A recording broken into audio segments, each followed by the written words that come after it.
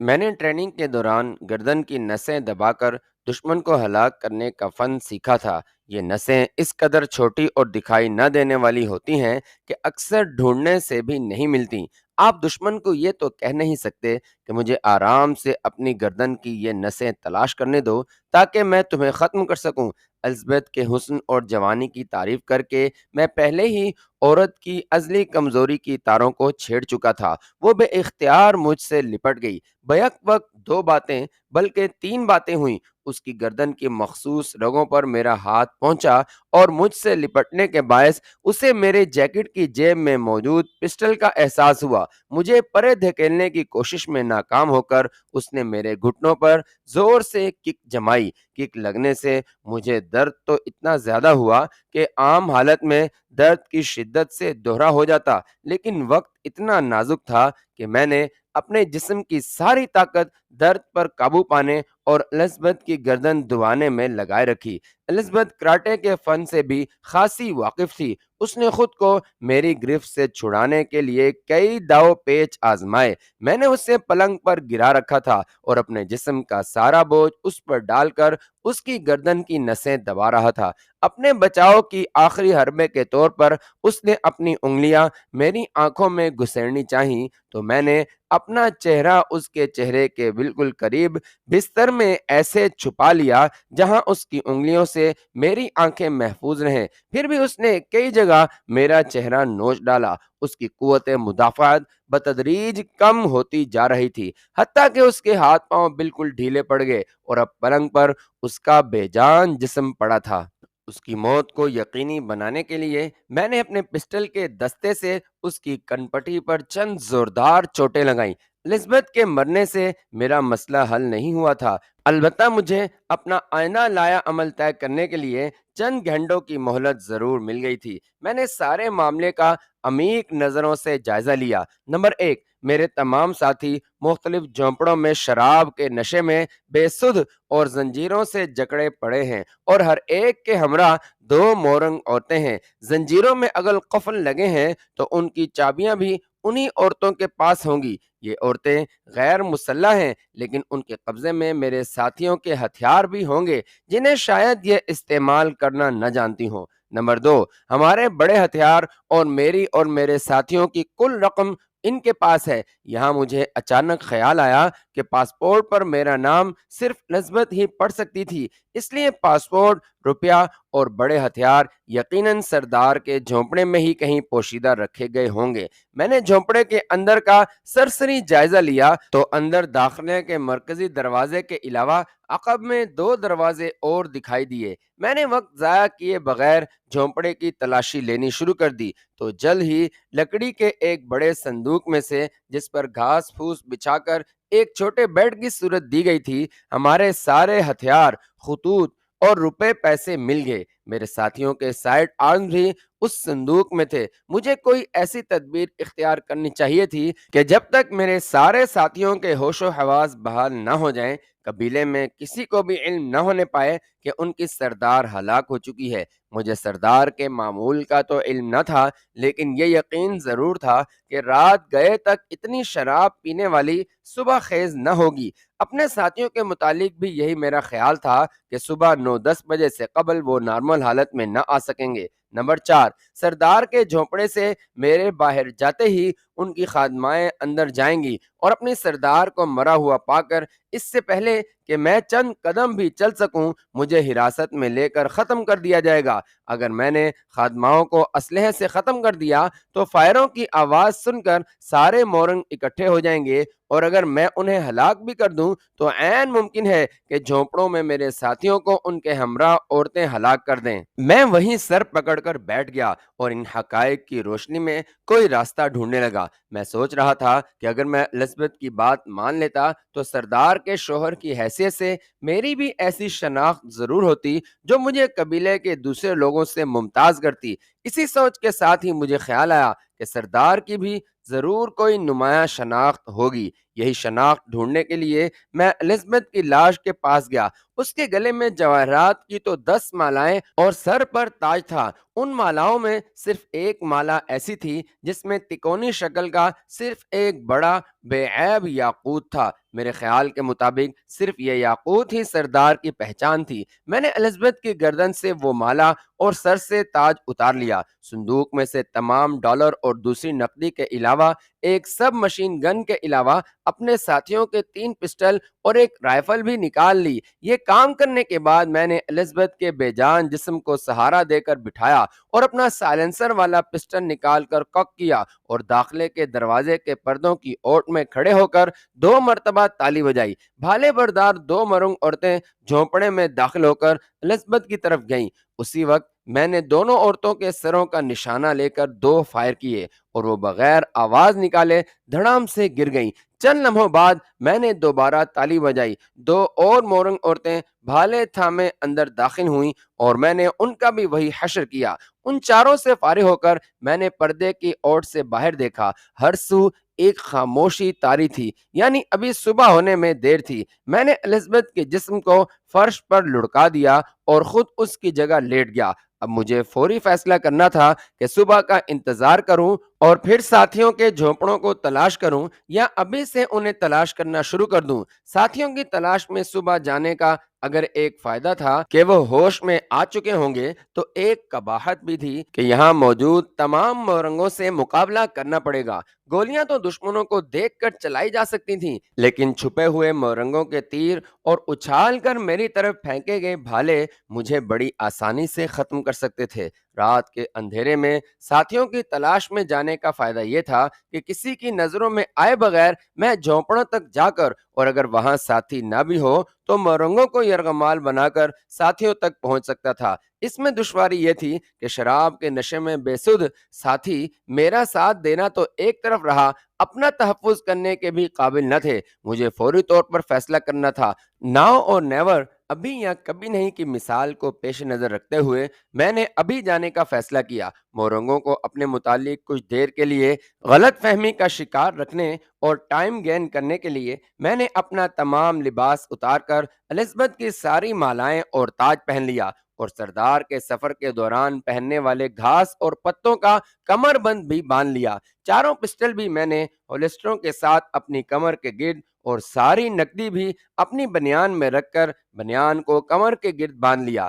اس سے زیادہ اسلحہ اٹھانا میری موبلٹی یعنی حرکت کرنے کی صلاحیت کو کم کر دیتا۔ میں نے اللہ کا نام لیا اور جھونپڑے سے باہر آ گیا۔ موسم کی سردی میری ہڈیوں میں سرایت کر رہی تھی۔ میں تیز تیز قدموں چلتا ہوا ایک ایسے جھونپڑے کی طرف گیا جس میں مشعل کی روشنی دکھائی دے رہی تھی۔ میں جھونپڑے میں داخل ہوا تو ہمارا ہمسفر ایک تھائی ساتھی جس کے ہاتھ اور پاؤں میں زنجیریں بندھی تھیں بے سدھ پڑا تھا اور اس کے دائیں بائیں 2 مورنگ عورتیں اس سے جڑ کر لیٹی سو رہی تھیں۔ میں نے پاؤں سے ٹھوکا دیتے ہوئے ایک عورت کو جگایا۔ نشے میں ڈوبی اور کھلی آنکھوں سے مجھے اپنے قبائلی لباس میں دیکھ کر اس نے دوسری عورتوں کو جگایا۔ دونوں مجھے اس حلیے میں دیکھ کر ابھی کچھ سمجھنے کی کوشش ہی کر رہی تھیں کہ میں نے تکونا یاقوت ان کے سامنے کر دیا اور سر پر پہنے تاج کی طرف اشارہ کیا۔ یاقوت اور تاج کو دیکھتے ہی وہ سجدہ ریز ہو گئیں۔ میں نے انہیں اشارے سے کہا کہ تھائی کو کھول دیں۔ قفل وغیرہ تو تھے نہیں، البتہ زنجیروں کو اس طرح لپیٹ کر باندھا گیا تھا کہ وہ خاصی وقت سے جسم سے علیحدہ ہوئیں۔ تھائی ابھی تک مدہوشی کے عالم میں بے سدھ پڑا تھا۔ ایک مورنگ عورت نے قریب ہی پڑے مشکیزے کا یخ بستہ پانی تھائی کے جسم پر انڈیلا۔ وہ ہڑبڑا کر اٹھ بیٹھا۔ اس کے حواس ابھی تک بحال نہ ہوئے تھے۔ مجھے دیکھتے اور پہچانتے ہوئے بھی جب اس نے مورنگ عورتوں کو سجدہ ریز دیکھا تو خود بھی ان کی طرح زمین بوس ہو گیا۔ یہ حالت اب میرے لیے ناقابل برداشت تھی۔ انہی ساتھیوں کی رنگینیوں کے باعث مجھ پر مصیبتوں کے پہاڑ ٹوٹ پڑے تھے۔ میں نے اسے 3-4 ایسے سخت ٹھڈے مارے کہ اس کا سارا نشہ ہرن ہو گیا اور وہ دونوں ہاتھ جوڑ کر زمین پر اکڑوں بیٹھ گیا۔ میں نے عورتوں کو اشارے سے کہا کہ اس کے کپڑے لائیں۔ جھونپڑے کے ایک کونے میں ہی اس کے کپڑے پڑے تھے۔ انہیں پہن کر وہ تیار ہوا تو میں نے مورنگ عورتوں کو پھر اشاروں سے سمجھایا کہ ہمیں ان تمام جھونپڑوں پر لے چلیں جہاں دوسرے ساتھی قید ہیں۔ کس قصہ مختصر 1 سوا گھنٹے کے اندر ہی میں اپنے تمام ساتھیوں کو آزاد کروا چکا تھا۔ میں نے اپنے پسٹل اور سب مشین گن کے سوا تینوں پسٹل کیسر اور اس کے ساتھیوں کو دے دیے۔ صبح کی روشنی پھیل رہی تھی اور بڑا ہی عجیب اور مضحکہ خیز منظر تھا۔ قافلے کے سالار یعنی میں، قبیلے کے سردار کا روپ دھارے، سر پر تاج اور گلے میں مالا پہنے، ننگ دھڑنگ سب سے آگے، اور پیچھے کیسر اور اس کا ایک ساتھی، ان کے پیچھے مورنگ عورتوں کی بے لباس فوج، اور ان کے پیچھے کیسر کے باقی ساتھی سردار کے جھونپڑے کی طرف رواں دواں تھے۔ جھونپڑے کے دروازے پر پہنچ کر میں نے سب کو باہر روکا اور اکیلے اندر جا کر پہلے اپنا لباس پہنا اور پھر کیسر اور اپنے نمبر 2 تھائی کو اندر بلا کر کہا کہ ایک ایک کر کے اپنے آدمی اندر بلا لو اور صندوق میں پڑا ان کا اسلحہ ان میں بانٹ دو۔ جتنے مورنگ مرد اور بھالے بردار عورتیں ہیں انہیں حراست میں لے کر انہی زنجیروں میں باندھ دو جس سے تمہیں باندھا گیا تھا۔ خچروں پر سارا سامان لا دو اور یہاں سے نکلنے کی جلد از جلد کوشش کرو۔ اپنے ساتھیوں کو روانگی کے تمام احکامات دے کر میں نے انہیں کم از کم 2 کی ٹولیوں میں چلنے کی ہدایت کی اور ساتھ ہی یہ بھی کہا کہ ان کے تمام تیر، ترکش اور کمانیں اپنے قبضے میں لے لو۔ ان کا یہ اسلحہ ہم ساتھ لے جائیں گے۔ اب میں نے کالا دان کے مزدور اور میزو گائیڈوں کو بلایا اور کہا کہ جو کچھ میں کہوں وہ لفظ بلفظ ان مورنگوں کو بتائیں۔ مورنگوں تک میری بات 3 واسطوں سے پہنچنی تھی۔ شمس کو میری بات جتنی کچھ سمجھ میں آئی تھی اس کا آسامی میں ترجمہ کر کے مزدور کو سنانا تھا۔ مزدور نے میزوؤں کو اور میزوؤں نے مورنگوں کو۔ مجھے یقین تھا کہ مورنگوں تک میری بات پہنچتے پہنچتے اپنا مفہوم بالکل بدل جائے گی، لہٰذا میں نے انتہائی مختصر بات کے ساتھ مورنگوں کو عملی مشاہدہ کروانے کا بھی فیصلہ کیا تاکہ میرا مطلب سمجھنے میں انہیں آسانی ہو۔ میں سردار کے جھونپڑے کے باہر تخت نما کرسی پر بیٹھ گیا اور اپنے ہمراہیوں کو کہا کہ الزبتھ اور اس کے چاروں پہرے دارنیوں کے بے جان جسم جھونپڑے سے باہر لا کر زمین پر زور سے پٹخ دیں۔ باڈیز کو زمین پر پٹخنے سے میں چاہتا تھا کہ مورنگوں پر سے سردار الزبتھ کی ہیبت کم ہو اور ہمارا دبدبہ ان کے دلوں پر بیٹھ جائے۔ الزبتھ نے اپنے 3 ساتھیوں کے سر نیزوں پر منگوا کر مورنگوں پر اپنی ہیبت طاری کر دی تھی۔ سردار کی موت کے بعد مورنگوں کے سردار بننے کے لیے بھی الزبتھ نے یقیناً کچھ ایسے قدم اٹھائے ہوں گے جن کے باعث اس غیر ملکی اور قبیلے کے باہر کی عورت کو مورنگ بلا چون چرا اپنا سردار تسلیم کر بیٹھے۔ 5 لاشیں باہر آئیں تو سارے مورنگ یکبارگی کھڑے ہو کر اونچا اونچا بولنے لگے۔ میں ایسے ہی موقع کی تلاش میں تھا۔ میرے اشارے پر کیسر اور اس کے ساتھیوں نے ہوائی فائر کیے اور میں نے اپنی سب مشین گن سے الزبتھ کی لاش پر 4-5 گولیاں داغ دی۔ سارے مورنگ یکدم خاموش ہو گئے تو میں نے اشارے سے انہیں بیٹھنے کو کہا۔ سب ہی نے میرے حکم کی فوری تعمیل کی تو میں نے رک رک کر بولنا شروع کیا تاکہ مترجم اچھی طرح سمجھ سکیں۔ یہ غیر ملکی عورت جو تمہاری سردار بنی بیٹھی تھی اور اس کی 4 محافظوں کے بے جان لاشیں تمہارے سامنے پڑے ہیں۔ ہم مسافر ہیں اور اس راستے سے گزر رہے تھے کہ تمہاری اس سردار اور اس کی چیلیوں نے ہمیں اپنا قیدی بنا لیا۔ اپنی جان بچانے کے لیے ہمارے پاس اس کے سوا کوئی چارہ نہ تھا کہ انہیں ہلاک کریں۔ ہمیں تمہارے قبیلے کے متعلق اور تو کچھ معلوم نہیں، لیکن اتنا ضرور جانتے ہیں کہ تم خوشی سے کسی غیر ملکی کو اپنا سردار نہیں بنا سکتے۔ اب ہم یہاں سے آگے روانہ ہونے والے ہیں اور تمہیں صرف یہی بتانے کے لیے یہاں اکٹھا کیا گیا ہے کہ ہمیں خاموشی اور امن سے یہاں جانے دو۔ اگر ہمارا راستہ روکا گیا یا کوئی اور نقصان پہنچانے کی کوشش کی گئی تو یہ یاد رکھنا کہ اگر ہمارے کسی خچر کو بھی جسمانی نقصان پہنچا تو تم سب کی لاشیں یہاں پڑی ہوں گی جنہیں جلانے والا بھی کوئی نہ ہوگا۔ ہم حفاظتی نقطہ نظر سے 6 مورنگ مردوں کو اپنے ساتھ لے جائیں گے اور مگ قبیلے میں پہنچ کر انہیں واپس بھیج دیں گے۔ میری بات ختم ہوئی تو 2 ادھیڑ عمر مورنگ کھڑے ہو گئے۔ انہوں نے ہاتھوں میں بھالے پکڑے ہوئے تھے۔ میرے ساتھیوں نے انہیں فوری اپنے اسلحے کی زد میں لے لیا۔ وہ مورنگ آگے بڑھے اور الزبتھ کی بے جان جسم پر اپنے بھالوں سے اتنے وار کیے کہ اس کا جسم چھلنی ہو گیا۔ یہ الزبتھ سے ان کی شدید نفرت کا اظہار تھا۔ ان مورنگوں کی تقلید میں دوسرے تمام مورنگ مردوں نے الزبتھ اور اس کے چاروں محافظوں کی لاشوں پر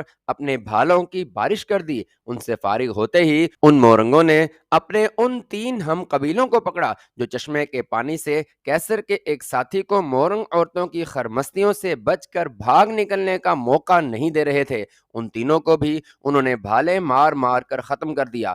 اب ایک ادھیڑ مورنگ نے کھڑے ہو کر بولنا شروع کیا۔ مترجموں کے ذریعے جو کچھ مجھ تک پہنچا وہ یہ تھا: اس غیر ملکی عورت اور اس کے محافظوں کو ختم کر کے آپ نے ہم پر ایسا احسان کیا ہے جسے ہم کبھی نہیں بھول پائیں گے۔ سردار کی بیوی بننے کے بعد اس نے چالاکی سے ہمارے چند مرد اور عورتوں کو اپنے جال میں پھنسا لیا۔ ناگاؤں سے لڑائی میں ہمارے بہت سارے مرد مارے گئے اور سردار معمولی زخمی ہوا۔ اس عورت نے موقع غنیمت جانتے ہوئے ہمارے سردار کو، جس کی صرف ایک ٹانگ پر زخم آیا تھا، سر پر کوئی وزنی چیز مار کر ہلاک کر دیا۔ اگر سردار کی کوئی اولاد نہ ہو تو پھر نئے سردار کے لیے چناؤ ہوتا ہے۔ چناؤ والے روز جب قبیلے کے تمام افراد یہاں جمع تھے، اس عورت نے کہا کہ قبیلے کو طاقت کی ضرورت ہوتی ہے اور میں طاقتور ہوں۔ تم میں سے جو چاہے مجھ سے مقابلہ کرے اور مجھے زیر کرنے کی کوشش کرے۔ یکے بعد دیگرے ہمارے کئی جوان اس کے مقابلے پر اترے، لیکن چند لمحوں میں ہی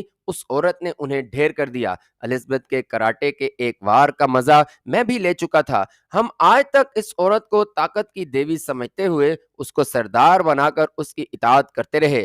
آپ کی وجہ سے آج ہمارا اس سے پیچھا چھوٹا ہے۔ آپ ہمارے سردار ہو جائیں تو ہمارے لیے یہ بڑے فخر کا مقام ہوگا۔ آپ ناگا قبیلے سے ہمارا انتقام بھی لے سکتے ہیں۔ مورنگ خاموش ہوا تو میں نے جواباً کہا: قبیلے کا سردار قبیلے میں سے ہی ہونا چاہیے۔ جیسے الزبتھ غیر ملکی تھی ویسے ہی میں بھی تمہارے قبیلے سے نہیں ہوں۔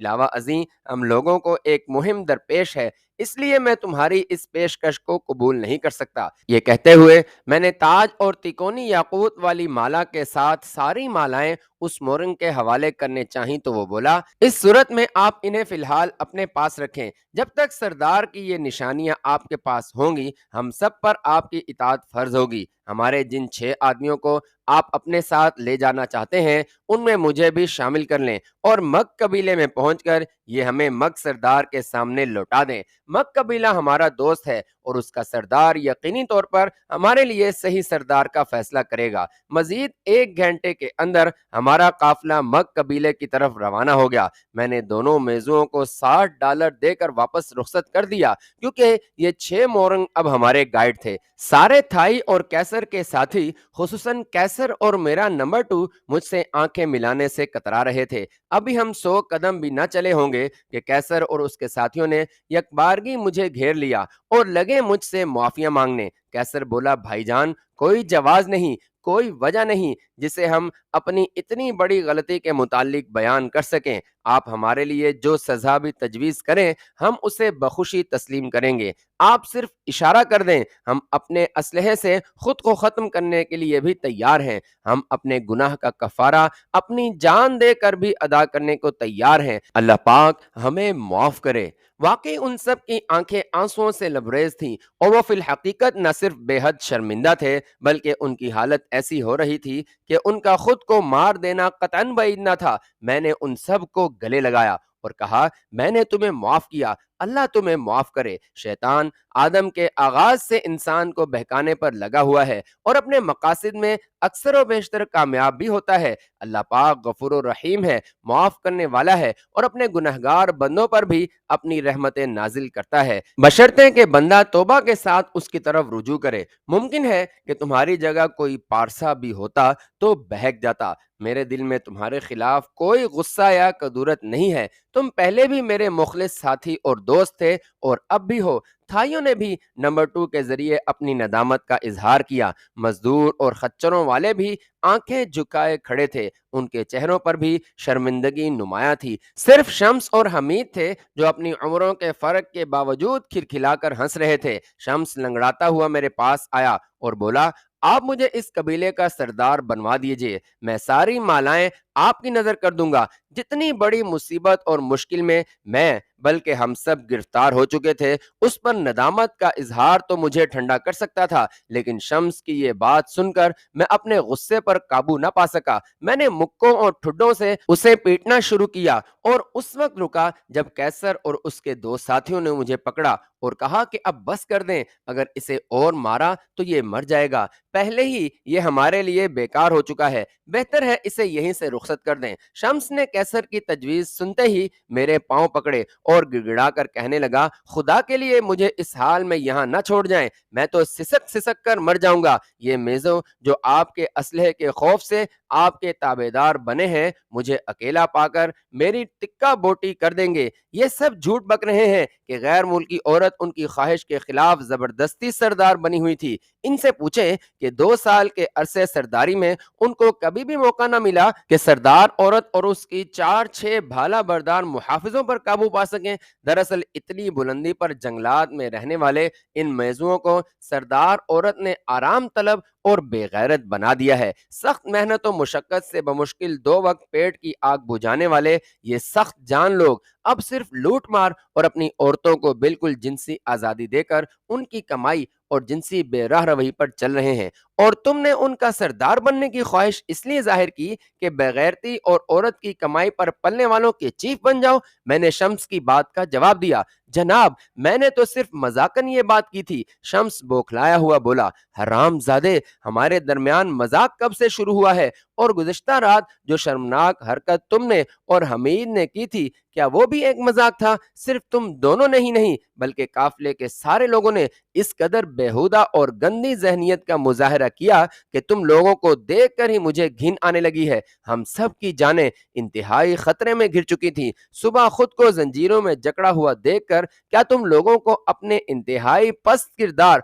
और उसके भयानक अंजाम से दो चार होने में चंद लम्हों की कसर का एहसास हुआ है? क्या तुमने खुद पर और अपने किरदार पर लानत भेजी है? मुझसे आंखें चुराने और नदामत का इजहार करने के बजाय तुमने अब बेशक मजाक ही सही मुझसे ऐसी बात करने की जुर्रत कैसे की? मैं मुखातब तो शम्स से था, लेकिन दिल का गुबार सब पर निकाल रहा था। कैसर और उसके साथियों के सर शर्म के एहसास से झुककर उनके सीनों से आन लगे थे। शम्स पत्थरों पर बार बार अपना माथा पटक रहा था।